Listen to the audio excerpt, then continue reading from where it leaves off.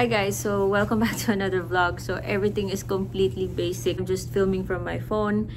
And wala po akong dalang laptop and 4 days na kami dito sa Metro Manila. We were stranded because of the bagyong Karina. Kaya lumipat na kami sa tapat ng NAIA guys para masagap namin kung ano mo yung balita dyan. In today's video, let's talk about Finbro because naka-receive ako ng text kay Finbro kanina na I am pre-approved daw for 50,000 pesos na loan kay Finbro. At hindi na ako uulit guys.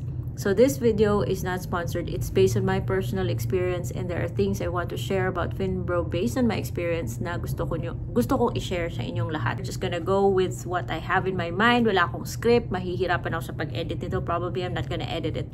So Finbro is an online loan platform na hindi mo kailangan mag-download ng loan application. All you need to do is just go to their website. Guys, ito po yung website niya.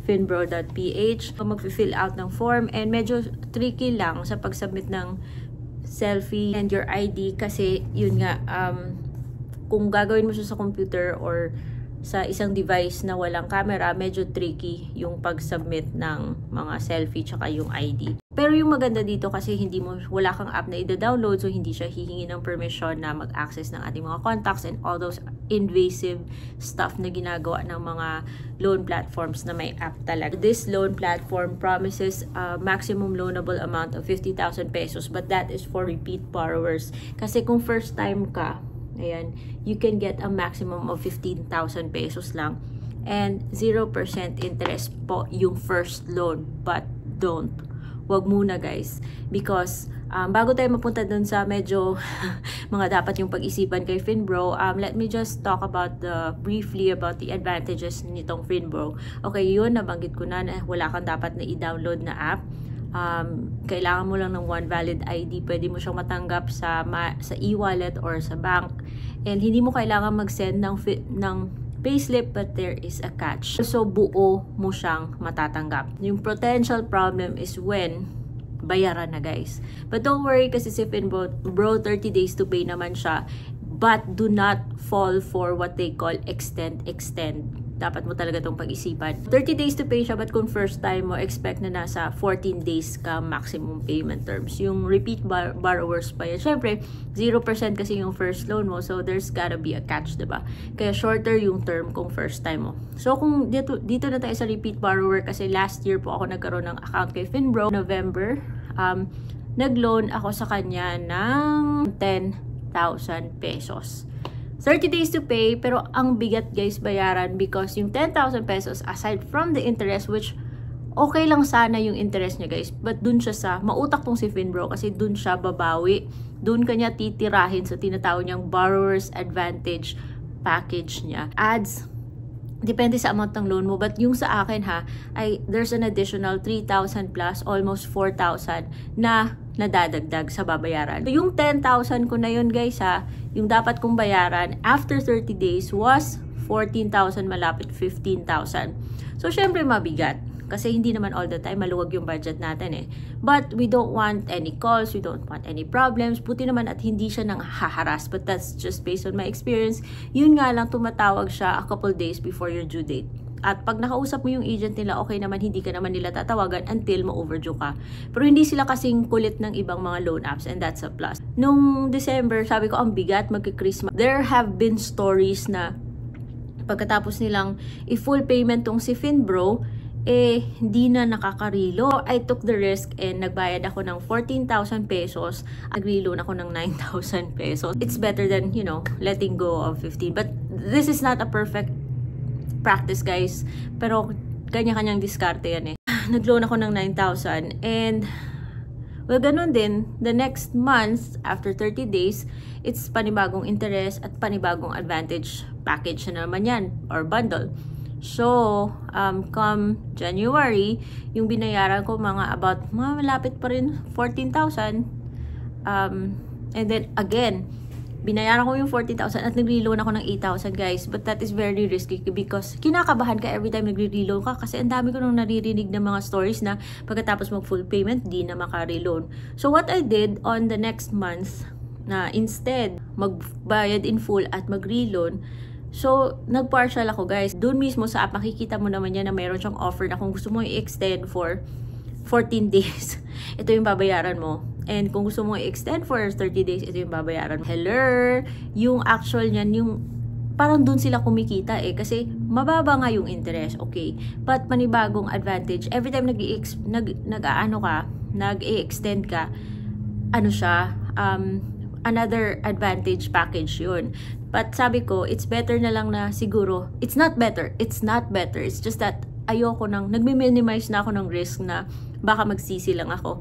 So what I did was, yung 4,000 something na yun na hinihingi niya to extend the loan for the next 30 days, dinagdagan ko ng 1,000. So, 5,000 something yung binayad ko. Doon ko nalaman, guys, na kung gagawin mo yun, it doesn't mean na, kasi yung advantage package na yan, magbe-base po siya sa loan mo mismo, yung main mong loan. So, yung loan kong ng January na 8,000, dun yung babasihan niya ng advantage package. I thought na kung bababa yung principal, bababa din yung advantage package.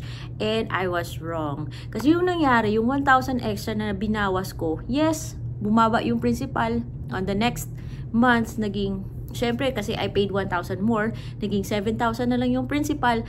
Pero, nung next month na gusto ko siyang in-extend, I had to pay the same amount ng borrower's advantage package, which is still based pa dun sa 8,000. So, napaka-tricky niya, guys. But then, sabi ko, ayoko mag-full payment kasi baka hindi ako makareloan. I know it's not a good practice to do that. But, I'd rather, you know, kaysa maglabas ako ng, say, for example, 12,000. So, i-partial ko na lang. But yung partial kasi hindi po siya napupunta sa principal eh. So, again, I added 1,000 na naman dun sa aking binayaran. So, yung lumabas, another 5,000.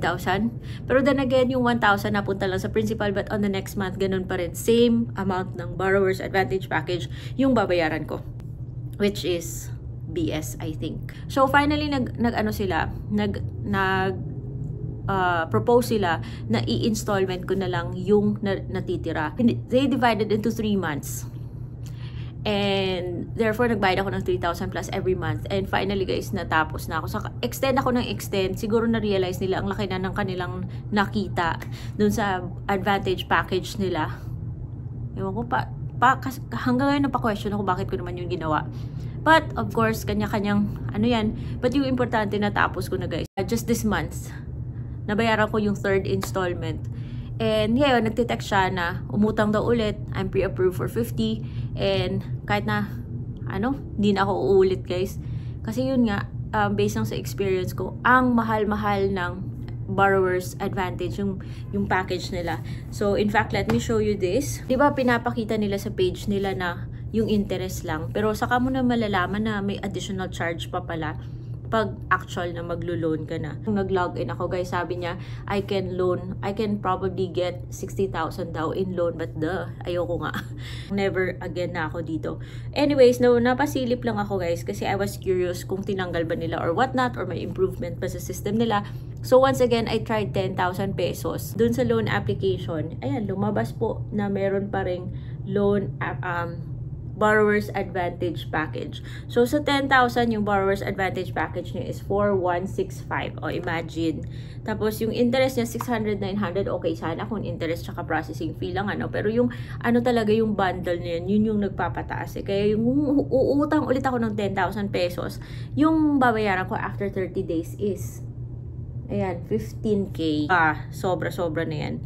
And kung sakali naman tatanggalin mo tong sa application mo, tatanggalin mo yung borrower's advantage package, meron naman siyang hihingi additional kasi pag start ng application mo, hindi naman siya hihingi kasi ng payslip. Pero kung sakali gusto mo talagang ipatanggal, then doon na siya hihingi ng mga documents from employment documents like your payslip or certificate of employment na address talaga kay Sophie Lending, and it could delay your the disbursement sa up to 10 days kung patatanggal mo yung borrower's advantage package. Before I let you go is dapat pinag-iisipan talaga yung ganito kasi itong mga loan apps sasabihin nilang no collateral, one ID lang, pero anything that's napakadali applyan is may catch talaga yan, may kapalit talaga yan, and that is yung mga charges nila na pagka grabe. So I do not recommend Finbro because of these charges. So, hindi ko talaga siya, guys, marirecommend. Yun nga lang, kung wala ka talagang mahiraman, kasi ngayon, sa panahon ngayon, ang hirap kasi umutang sa kamag-anak at sa mga kaibigan. That is why nagsastrive yung ganitong mga businesses because of that need. Pero, if you understand the cost of borrowing money, if you understand the fees, and if you understand your loan agreement, and payag ka naman na you pay this kung mamamanage mo, then Finbro is fast disburse, fast approve, hindi mo naman kailangan mag-send ng payslip kung willing mong lunokin yung fees niya, guys. So, for me, never again dito kay Finbro because of the charges. Pero kung gusto nyo talagang mag-apply dito kay Finbro, syempre, nasa inyo na. I myself, I am not a fan of Finbro. So, yung mga valid IDs po na hinihingi kasi ni Finbro are the following. Medyo limited siya compared with other loan apps. SSS, UMID, driver's license, passport, national ID, and postal ID.